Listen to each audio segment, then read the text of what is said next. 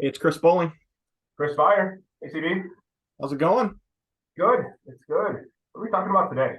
I'm going to talk about we are in the advice business. We are not in the insurance business. I, I like this topic a I lot. th- I think insurance, obviously, we have to have the technical knowledge. We have to have the ability to understand how to navigate the insurance world. But I'd have to say you and I spend 90% of our day in the advice business. That, Yeah. you know, It's providing insight that we probably have I'll say we have the relationship with the client because of insurance. But I absolutely love it when we get an email from somebody in the organization that says, we're thinking about doing this. What do you think? And it has nothing to do with health insurance, has nothing to do with employee benefits.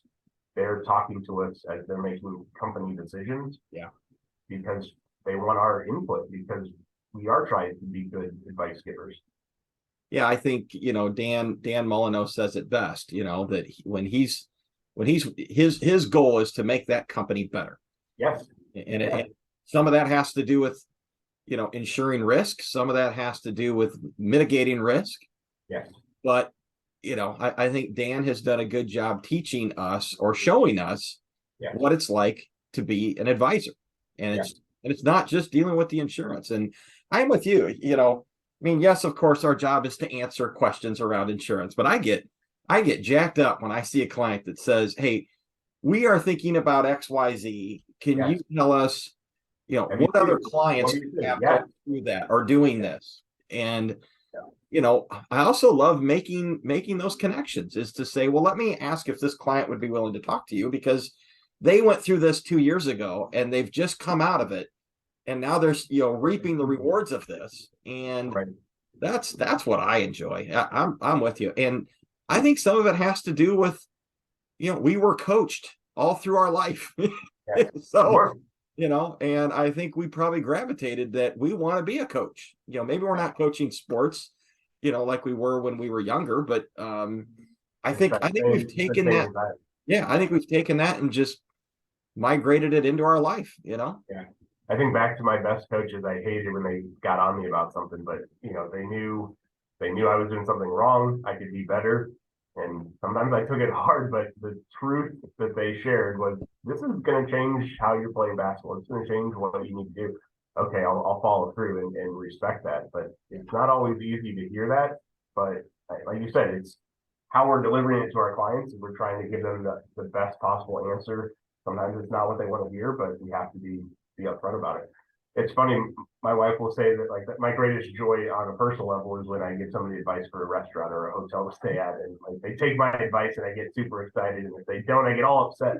But I just look back to that within my family. My dad and my grandpa both had that circle of connections, and still, if somebody needs this, they know where to go, where to direct them. They love giving that advice, and I think that's just been passed on to me. Now we get to do that for our job, which I think is good.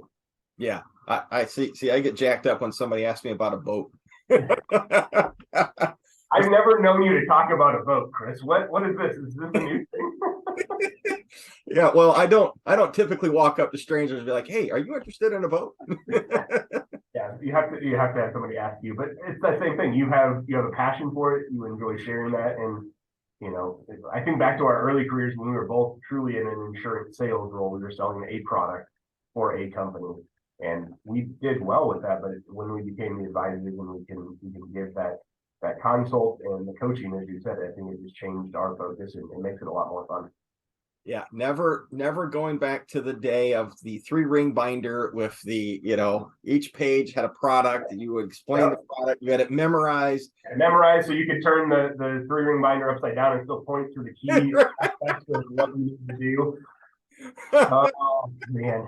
Yeah, I won't do it here, but I could probably recite my original sales script from 20, because I listened to it falling asleep. Like it Oh was my where God. you had to memorize the script. Where now it's like we're just gonna have a conversation and get to what we need to do for the client.